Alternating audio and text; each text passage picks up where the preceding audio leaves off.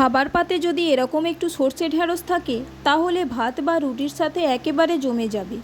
প্রথমে ঢ্যাঁড়সটাকে ছোট ছোট টুকরো করে কেটে এর মধ্যে 1 চামচ বেসন, অল্প একটু নুন, কাশ্মীরি লঙ্কা গুঁড়ো, হলুদ, গোটা মৌরি দিয়ে মাখিয়ে রেখে তারপর তেলে ভেজে তুলে রাখুন। এরপর সর্ষের তেল গরম করে ফোড়নে কালো জিরে দেবেন। আমার ছিল না তাই দিতে পারিনি।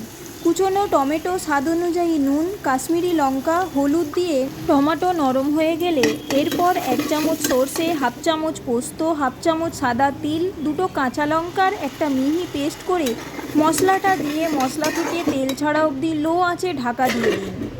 এরপর মশলা থেকে তেল ছেড়ে গেলে ভেজে রাখা ঢ্যাঁড়সগুলো দিয়ে ভালো করে মশলার সাথে মিশিয়ে গ্রেভির জন্য পরিমাণ মতো জল দিন।